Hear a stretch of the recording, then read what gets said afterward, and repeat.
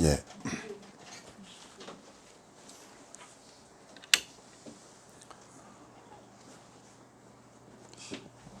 어제 저녁에 셋째 딸이 저한테 사진을 하나 보냈는데요.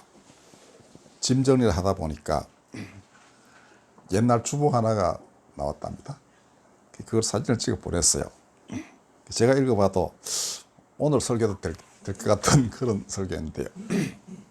우리 오늘 거는 이미 다 준비가 돼서 그렇습니다만 간단하게 제가 한번 읽어만 드리겠습니다.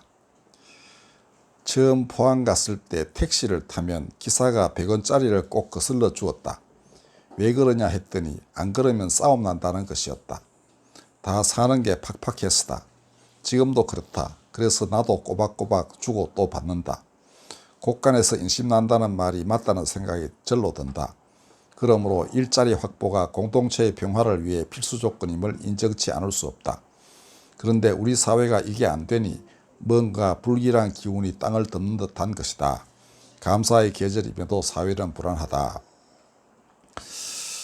하박국은 외침의 소식에 몸을 떨면서도 하나님을 믿음으로써 평정을 잃지 않았다. 손에 쥐는 것이 없어도 하나님을 인해 기뻐한다니 보통 사람들로서는 이해하기 힘든 믿음이다.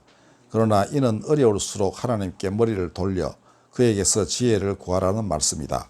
분노가 일자리를 주는 것도 아니고 그렇게 해서 쟁취한 일자리가 기쁠 리도 없다는 것을 안다면 우리는 사회를 새 마음으로 설계해야 한다. 믿음으로 가난을 견디는 것은 불가능하다. 하나님은 분명 모든 사람이 진리를 알기를 원하시고 그 진리 안에서 먹고 살 수 있는 길을 열어주셨다. 이것을 찾는 것이 오늘날의 교회의 중요한 임무 중 하나이다. 2011년 11월 20일 설교입니다. 네, 오늘 해도 괜찮겠죠. 지금 다 먹고 살기도 힘들고 그런데 게다가 이제 또 국제정세는 회오리 바람처럼 불고 있고 남북 관계도 8, 9년 전에 비해서 비할 바 없이 위태롭게 되어가고 있습니다. 핵무기라는 것은 그 폭발력이 그 살상 실제로 사용할 때보다도 갖고 있는 것 자체가 많은 것들을 뒤흔들어 놓는 것입니다. 오늘 본문은 이런 때 예수님은 무슨 일을 하실까 이런 생각에서 택한 본문입니다. 누가복음 17장은 제자들과 바리새인들이 예수께 하나님 나라가 어떻게 이루어질 것인지에 대해서 묻는 데 대한 대답이었습니다. 근데 해석하기가 상당히 어려운 부분이 많아요. 그러니까 인자가 번개처럼 온 세상에 삽시간에 알 수 있게끔 온다 하든지 그런 것도 있고, 또 하나는 그가 오는 날 아무도 모른다. 그래서 다 시집가고 장가가고 노아 때처럼 롯 때처럼 그렇게 하다가 갑자기 일을 당한다. 그 다음에 또 하나님 나라는 볼 수 있게 임하는 것이 아니고 너희 안에 있다. 이렇게도 하셨습니다. 그리고 여기 있다 저기 있다 해서 쫓아다니지만 너희는 그 인자의 날, 사람의 날 하루를 결코 보지 못할 것이다. 이렇게 했어요. 그러니까 어떻게 언제 오신다. 이게 이제 정황은 그렇게 설명을 하신 거죠. 그런데 제일 궁금한 게 뭐였나 하면 어디로 오십니까? 이게 상당히 궁금한 것이었어요. 마지막에 그 하나님 나라를 이루실 때 어디 오셔가지고 거기를 중심으로 삼고 일을 하실 것인지 이거를 제자들이 조심스럽게 맨 마지막에 물어봤어요. 근데 대답을 제대로 안 하시고 죽음 있는 곳에는 독수리가 모이느니라 이렇게만 말씀하셨습니다. 이 도대체 뭔 그걸 전하시려고 이렇게 하셨을까? 여기 독수리는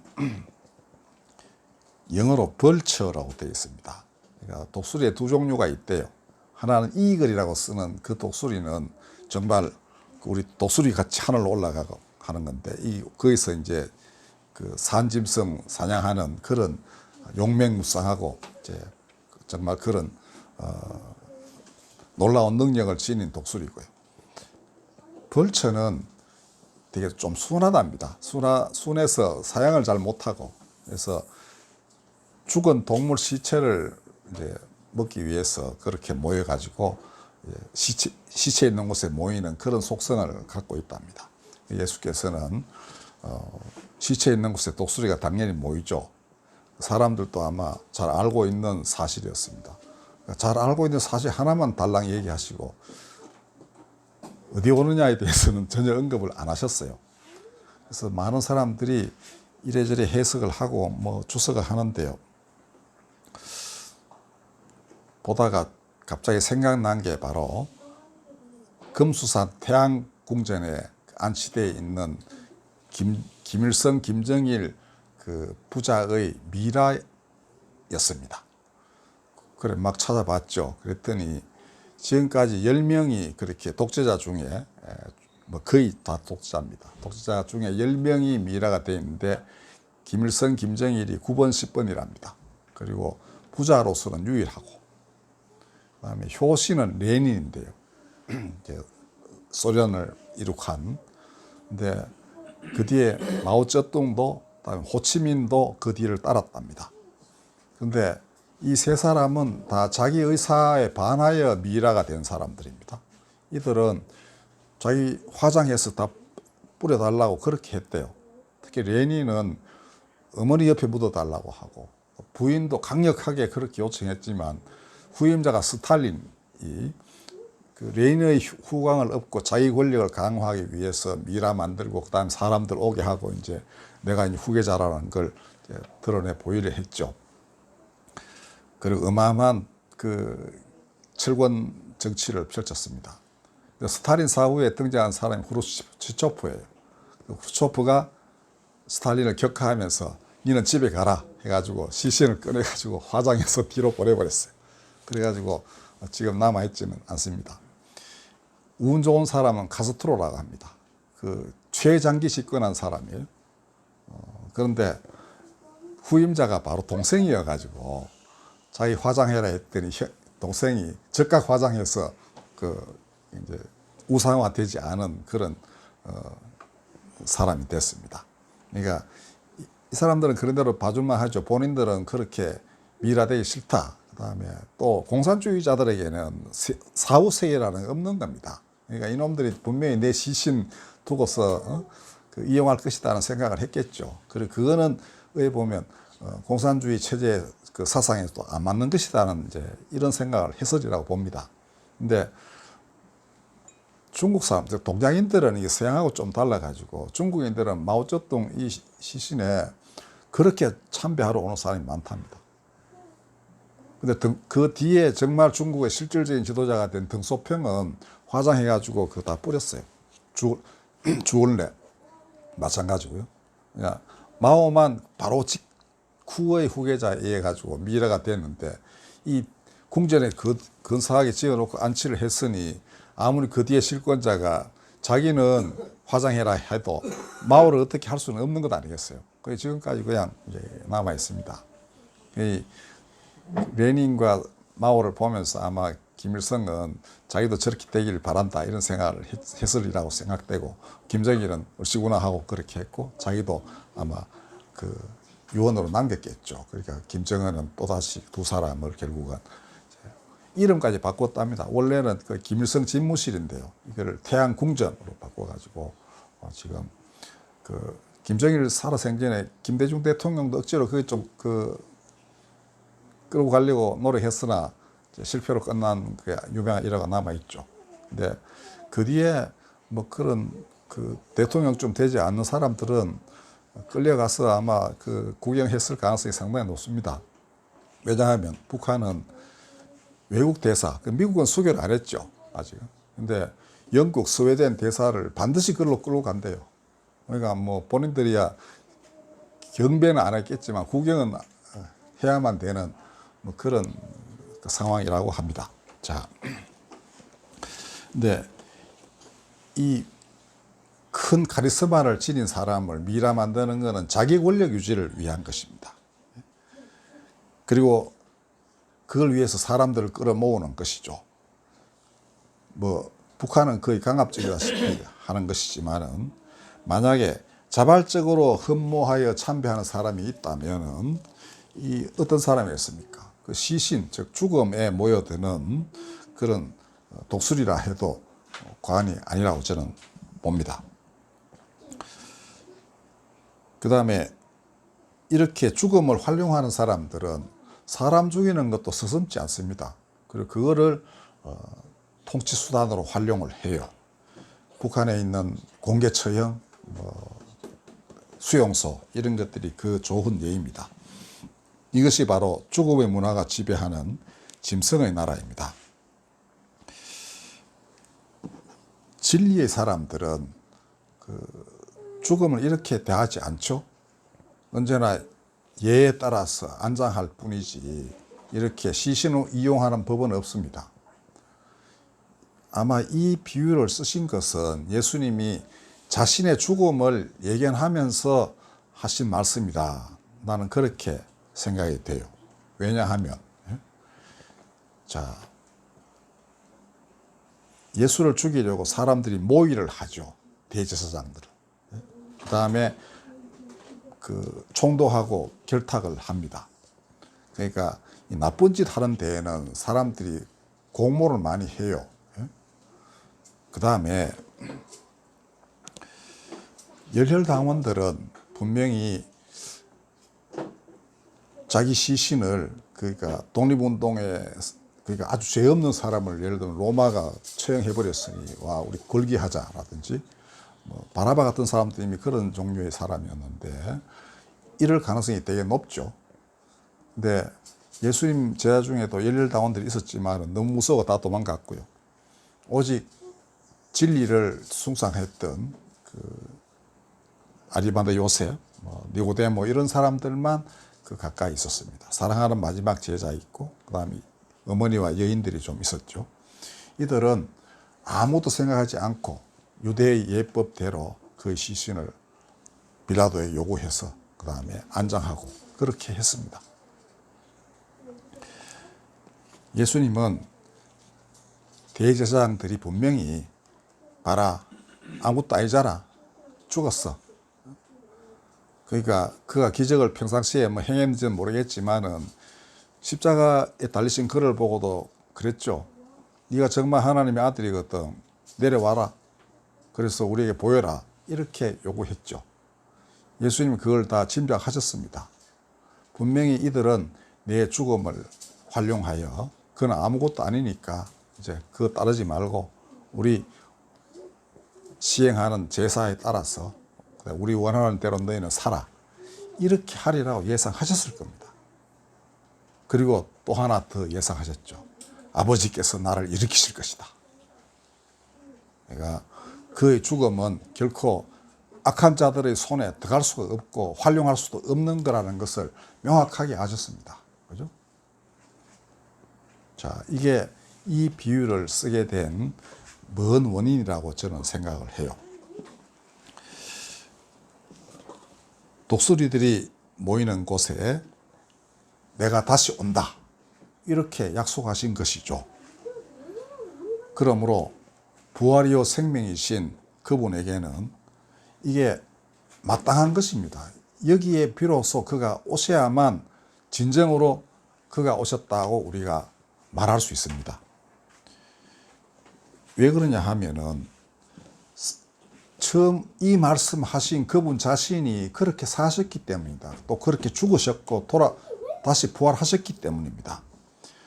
그가 만인을 위해 십자가를 진 예루살렘이 어딥니까?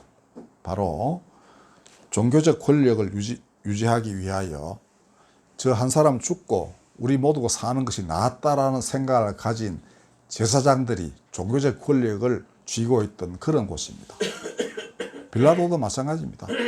밀란 일어나는 게 두렵고 이러면은 저 사람 죄 없다는 거 나도 알지만 좀 속으로는 찔리긴 하지만 상관없어. 그리고 내 잘못이 있다면 죄는 그냥 유대인에게 떠넘기면 돼. 손 씻고 끝내고 그냥 마음대로 해라고 이제 그냥 십자가 처형에 허락을 하죠.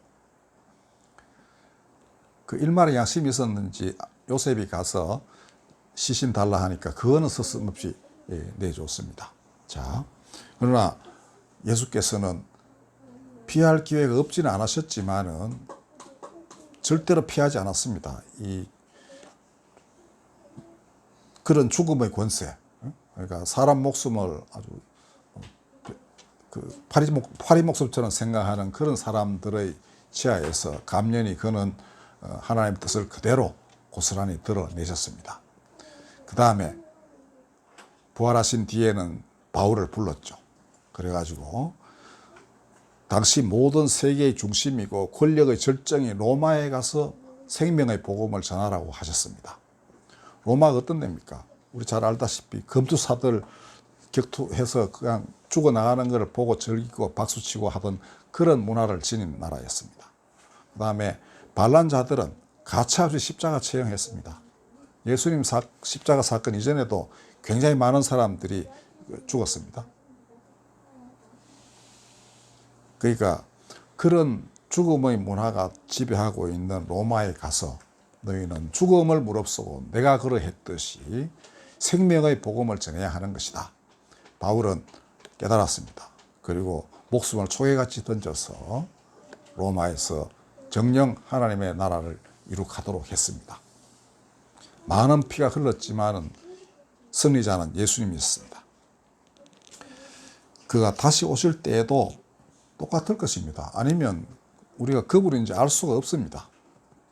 그는 피하지 않으시고 바로 죽음 있는 곳에 독수리가 모이는 바로 그곳에 오셔가지고 자신의 나라를 완전하게 이루실 것입니다.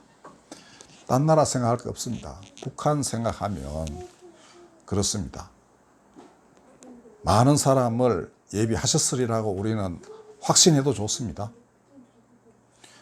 북한과는 비교가 안 되는 거지만 제가 우리 정 목사님도 그러시고 잔디회 일할 때나 혹은 난지도 일을 할 때 보면은 바깥에서 들어간 사람이 뭐 다 하는 거 절대로 아닙니다. 안에서 저항할 수 없는 욕구가 있어서 분출이 되고 그게 바깥 사람에게 전달이 돼 가지고 협력해서 일을 하는 것이지. 그리고 바깥에 있는 사람들은 그런 일이 있기 전에 뭐 다른 지위가 어떻게 있어요. 근데 그게 글로 연결될 줄은 꿈에도 생각 못 합니다. 그러나 그게 그렇게 나중에 아주 자연스럽게 연결돼서 일을 하게 돼요. 제가 두 군데 난지도에서 그렇고 정 목사님 저보다 먼저 관여하셨거든요. 그 잔디의 일도 그렇고 일은 그렇게 됐습니다. 잔디의 일 경우에는 청년들 다 학교 가고 그다음 직장인이고 평일에 낮에 시간 나는 사람은 목사밖에 없더라고요. 그래서 제가 맨날 얻고 다니고 이러다 보니까 결국 말려가지고 이제 끝까지 오게 된 거죠. 난지도는 마찬가지입니다. 치과의료 성교에 우리 박태수 원장님 하시는 거기 초대 간사로 들어갔다가 그게 어떻게 거기서도 예상하지 못했던 난지도 진료가 생겼고 저는 진료 그 보조하는 이제 스텝으로 가서 머리도 잡아주고 물도 버리고 떠오고 이랬는데 그게 난지도 일에 관여하는 시발점이 될 줄이야 꿈에도 생각했겠습니까? 근데 결국은 그렇게 되는 걸 보면 제가 느꼈어요. 그 안에 있는 사람이 뭘 안 하면은 제가 가서 뭘 하겠어요? 치과 진료 하다 끝나고 그죠? 그다음 저를 처음 잔디네 모임에 데리고 간 우리 교회 청년은 그냥 제가 법대를 나왔으니까 정관 만드는데 좀 도움이 되겠다 싶어가지고 그냥 데리고 간 거거든요. 정관은 저하고 아무 상관없이 다 이미 다 돼 있었고요. 제가 하는 일은 전혀 다른 거였습니다. 누가 그걸 예상하고 또 그렇게 하겠어요. 그죠? 그리고 그 정철래 권사 안에서 그 안에서 사람이 이렇게 일어서니 딴 사람들이 같이 돕고 해서 일을 하게 만드는 것이 안에서 가만히 있으면 아무도 안 합니다.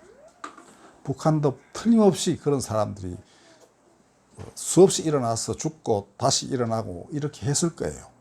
우리 김인호 성도님 부모님과 여동생도 저는 그 중에 일원이라고 굳게 믿습니다. 그 외에 한두 명이 아니지 않습니까? 우리나라 탈북민들이 3만 명 되죠. 그럼 그 가족까지 다 생각해 보십시오. 핍박을 받을수록 그들이 죽음의 위협을 당할수록 오히려 믿음은 더욱 굳세어질 것이고 새로운 기운이 싹 들 것입니다. 그러므로 거기에 예수께서 안 계신다면 어디가 계시겠습니까? 그죠? 거기서 그는 자신에게 임하신 하나님 나라를 이루시는 겁니다. 그러므로 죽음 있는 곳에 독수리가 모이고 바로 거기가 내가 오는 자리다. 이렇게 말씀하신 것이죠. 우리가 그 말씀을 그렇게 이해하면은 그 앞에 것도 다 이해가 됩니다. 만인이 알 수 있게끔 확실하게 모습을 드러내시기 전에 그는 먼저 많은 고난을 받고 사람들로부터 버림을 받을 것이다 라고 하셨는데 이거 당연하죠. 사람들은 그에 관심이 없으니까. 노아의 때, 롯의 때처럼 뭐 집도 짓고 밥도 하고 뭐 연애도 하고 결혼도 하고 다 하지만 관심이 없으니 그가 무슨 일을 하시는지를 아무도 모르겠죠. 그 다음에 그 자신이 바로 하나님 나라이니 그가 사람들 가운데 계시면은 하나님 나라는 너희 안에 있다라는 말씀이 성취가 되는 것입니다. 그렇기 때문에 이 나라를 짐승의 나라가 건드릴 수가 없는 것이 어느 하나의 보이는 곳에 떠 있으면 그 허물어뜨리면 사라지잖아요. 예를 들면 우리 이곳에 교회가 있는데 교회 없애야 되겠다. 이 건물 없애버리면 없어지죠. 만약에 하나님 나라가 거기에 머물러만 있다면 그 능히 없앨 수 있습니다. 그러나 하나님 나라는 사람 마음 안에 있기 때문에 하나 죽이면 또 다른 사람이 생겨요. 쉽게 말하면 하나 죽이면 10명이 생겨나는 것입니다. 이게 하나님 나라이고 그의 심령, 그의 성령이 임하셔서 계속 번져나가는 거예요. 죽여도 다 못 죽이는 겁니다. 결국은 피에 쩔어버린 사람이 두 손 놓고 마는 것이죠. 그 대표적인 예가 십자가 처형을 지휘했던 백부장입니다. 평생토록 십자가 처형만 했던 사람인데 예수 그리스도를 보고는 아니다. 이 사람이 하나님의 아들이다. 이렇게 고백을 했습니다. 그러니까 드디어 그도 해방이 되는 것이죠. 내가 사람 죽이는데 이력이 났는데 아이고 내가 이렇게 살다 죽는 건가? 그러나 예수께서는 아마 말없이 그를 보셨겠죠. 거기서 그냥 거꾸로지는 겁니다. 이 깨달음이 오는 것이죠. 성령의 역사입니다. 어떤 권력도 그렇게 마음속에 하나님 나라가 이루어지는 것을 막을 수 없습니다. 그리고 그런 사람들이 이루는 공동체를 결코 허물어 때릴 수 없습니다. 여기 치면 딴 데 가서 또 새롭게 하거든. 자, 이렇게 그분은 자신의 나라를 이루실 겁니다. 그러니까 모든 사람들이 번개가 치듯이 모든 것을 동시에 본다라는 말은 준비됐다가 그렇게 해서 새로운 나라가 세워지게 될 때, 그렇게 오랜 기간 준비하셔서 이렇게 이루시는구나, 이렇게 느끼지 않겠습니까? 볼 수 있게 임하는 것이 아니라고 하셨습니다. 제가 지난번에 말씀드렸죠. 그의 이름은 하나님의 말씀이다. 말씀이 임하셔서 사람들을 작은 그리스도로 만들어 버리시니 그게 인자의 달입니다. 사람의 아들의 날. 그러니까 여기 있는지 저기 있는지 기웃거리면서 이곳저곳 찾아다니는 사람은 결코 볼 수 없죠. 그래서 너희가 인자의 날 하루를 보고자 하더라도 결코 보지 못하리라 하셨습니다. 그렇게 임하시지 않기 때문에 말씀이 사람 가운데 스며드는 걸 누가 알 수 있겠습니까? 누가 볼 수 있겠습니까? 그가 언제 바뀔지 누가 알아요. 그죠? 그러나 성령의 역사는 반드시 그렇게 하시니 여러분들 믿어도 좋습니다. 우리 예배 시작 전에 우리 아이와 청소년들 위해서 기도하자 했는데 우리가 기도하면 반드시 그렇게 됩니다. 열매를 우리가 너무 빨리 기대하지 않는다면 반드시 그가 원하시는 날 탐스럽고 아름다운 열매가 열릴 것입니다. 우리 죽음의 권세 그리고 모이는 독수리 바로 그 자리에 새하늘과 새 땅이 이루어질 것을 믿으며 또한 우리 하루하루를 기쁨으로 지내시기를 바랍니다. 기도하겠습니다. 죽음이 있는 곳에 독수리 모이나 바로 그 자리에 우리 주님과 그를 따르는 흰옷 입은 사람들이 같이 있어 기어이 그 나라 멸하고 하나님의 나라를 이룰 것입니다. 아버지 하나님, 그 뜻 다 이루시고 영광 받으소서. 예수님의 이름으로 감사하며 기도드렸습니다.